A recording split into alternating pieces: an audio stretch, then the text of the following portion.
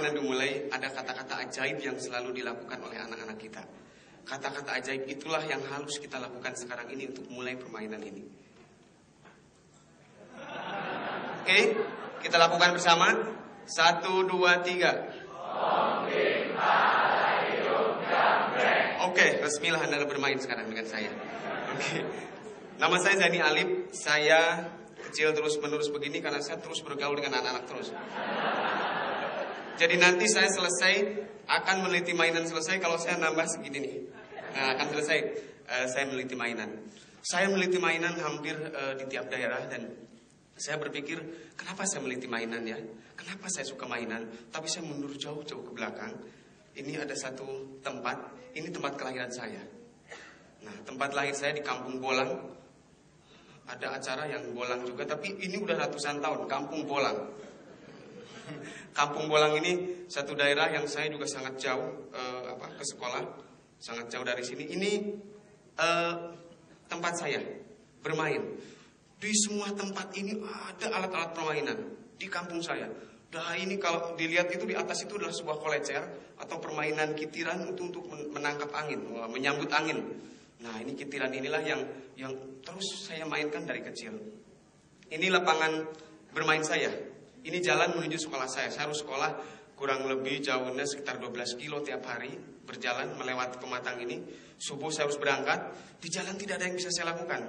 Baca pusing, apa itu dan sebagainya juga nggak bisa dilakukan. Yang saya lakukan adalah bermain. Dari mulai permainan memakai embun, sampai permainan memakai daun-daunan, sampai memakai padi, sampai memakai rumput dan sebagainya. Itulah yang saya lakukan ketika itu. Nah, kemudian saya juga sering bermain. Nah, di antara ini pasti ada saya. Kalau dengan jeli Anda melihat, ada saya di sana. Tapi untungnya begitu. Untungnya saya dengan Anda, kalau Anda itu tinggi, kalau saya kecil itu, kalau Anda berhubungan dengan anak pasti gini. Kalau saya nggak usah begitu.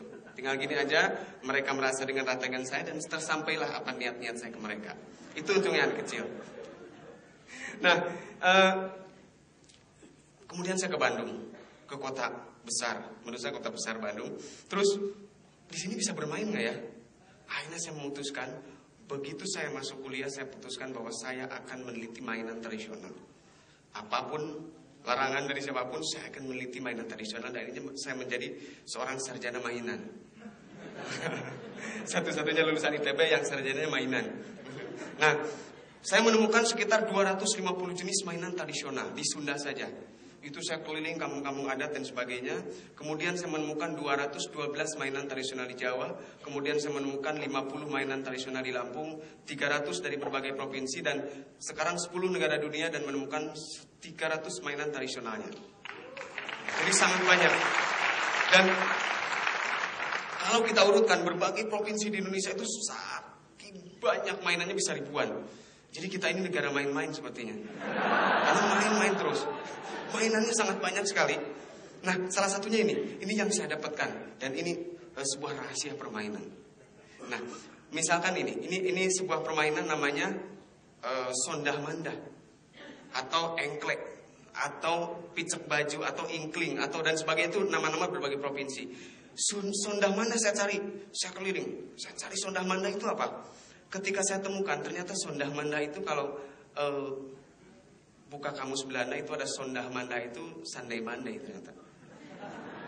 Nah, kenapa sandai mandai? Saya teliti lagi nih, kenapa sandai mandai? Nah, kenapa emang ada sandai mandai? Ternyata setelah saya jumlah dari kotak-kotak ini adalah 7. Yang terakhir yang gunungan terutama, itu 7 itu melambangkan Senin, Selasa, Rabu, Kamis, Jumat, Sabtu, Minggu.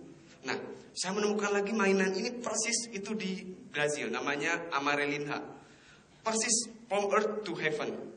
Jadi ini earth, nah kotak-kotak pertama itu earth, nah terakhir itu bulatan terakhir itu namanya heaven, surga. Jadi dari dunia ke surga. Nah, ketika anak loncat hari pertama dari Senin, Selasa, Rabu, Kamis dan sebagainya sampai balik lagi sampai ini menutup matanya dengan begini dan sebagainya.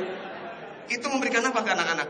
Bahwa dia disadarkan tiap hari adalah bekerja keras. Tiap hari bekerja keras. Senin ngangkat kaki, Selasa, Rabu dia pegang ini, membutakan mata. Dia bekerja keras. Nah, hasilnya apa? Hasilnya dia mendapatkan bintang. Tek bintang. Ini rumah saya. Nggak boleh ada orang yang tinggal di tempat ini rumah saya. Akhirnya temannya harus loncat gini. Oh, rumahnya loncat ya, lebih jauh lagi. Nah, kemudian ada yang dapat 3 rumahnya, ada yang 4, ada 1 orang yang kebagian rumah-rumah aja. Kerjanya loncat aja. Itu persis kita sekarang ini kalau emang nggak punya rumah, ngontrak sana, ngontrak sini. Tapi yang paling penting adalah titik pencapaian di atas. Dia harus mencapai titik bulatan terakhir. Bulatan itu semua orang punya rumah di sana. Dia menyimpan 1 rumah di surganya. Itu nggak usah diajarkan anak-anak mengerti sendiri. Nah, banyak hal lain, misalkan gini, paciwit-ciwit lutung, inyit-inyit semut, masih ingat? Nah, itu ternyata bagaimana kita diajarkan tentang emotional quotient. Belajar tentang emosi. Ketika kita mencubit tangan orang, begitu di bawah pasti kita ketawa, sebentar lagi ke atas, sebentar lagi ke atas. Begitu paling atas, dikencengin cubitannya ya. Persis kan? Dikencengin, begitu kencengin bawah, kencengin sampai ke tingkat yang paling bawah adalah kita. Nah, di sana disadari, ketika kita menyakiti orang lain, sebenarnya yang sakit adalah kita sendiri. Di sana terus mereka bermain, paciwit-ciwit, lutung sampai ke atas, dan itu tidak ada endingnya. Mereka sedang mempelajari tentang empati. Permainan surser, misalkan ada permainan surser ketika kecil, itu ternyata setelah terteliti, itu bagaimana dia mengembangkan otak kiri, otak kanan. Ketika ada loncatan otak kiri ini goyang, ini pukul, kemudian loncat, ini pukul, ini goyang. Coba lakukan, itu memperlancar seluruh garis korpus kolosum dalam otak kita, sehingga loncatan itu menjadi lancar dan anak kita menjadi cerdas. Ada lagi misalnya permainan congklak. Congklak pasti tahu semua. Dan saya mencari seluruh congklak di dunia, dari Afrika sampai Amerika ternyata mempunyai congklak. Hanya beda-beda nama saja. Ada namanya Palamguzi. Di India ada berbagai nama. Sampai di Afrika saya menemukan ada congklak yang lubangnya 30. Itu 30 itu melambangkan jumlah hari di tiap bulan. Nah, kalau kita jumlahnya 7, jumlah hari di tiap minggu, persis.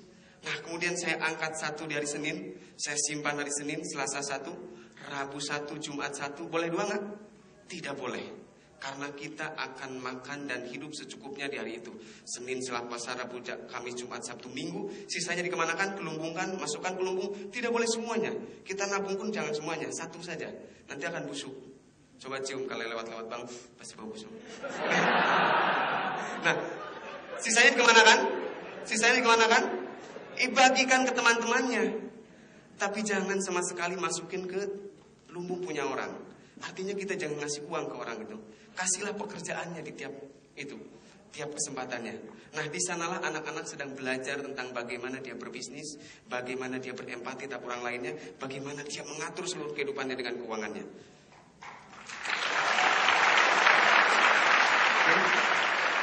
Ada lagi gatrik masih ingat? Bentri. Bentri.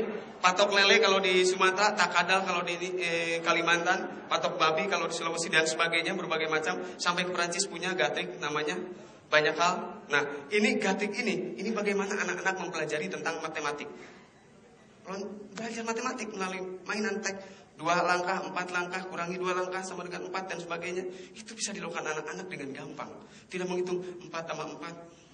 Enggak. Mereka bermain saja, dengan bermain mereka mempelajari seluruh kehidupan di masa depannya. Ada lagi namanya gobak sodor. Gobak sodor, gala asin dan sebagainya.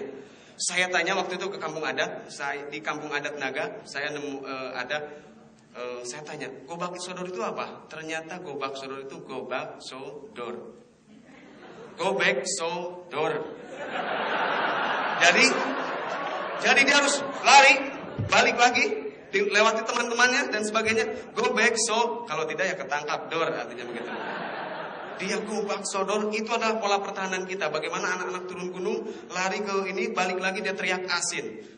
Dia turun gunung ke laut dan sebagainya, dia teriak asin karena dia harus bawa dia adalah garam dan sebagainya. Maka kemenangan itu dibilang dengan asin dan sebagainya. Nah, seluruh ini adalah konsep leluhur kita. Bagaimana sebenarnya kita bermain. Ini adalah anak-anak sedang belajar tentang dunia.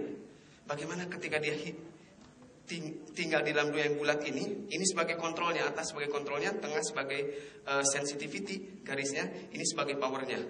Buana luhur, buana panca tengah, buana larang, tekad, ucap lampah, jiwa, raga, papakean, buku, nagara sara, kontrol, sensitivity, power. Dan kita urai, dan itu adalah konsep leluhur kita yang disuguhkan untuk anak-anak belajar tentang bagaimana kalau dia tinggal di dunia yang bulat ini, kalau tidak jatuh berpeganglah pada yang di atas. Kalau dia lepaskan, dia akan terjatuh. Dia akan belajar itu dan diterima oleh mikrokosmosnya dia. Akhirnya saya menemukan Hong. Komunitas saya. Hong. Hong, apa itu Hong? Hong adalah dari kata-kata ajaib tadi. Hong pimpa alai Hong. Apa artinya? Hong. Nah, akhirnya waktu itu sekolah saya cari meneliti Hong pimpa. Kalau orang meneliti tentang pesawat, meneliti tentang apa dan sebagainya, saya meneliti Hong pimpa aja lah.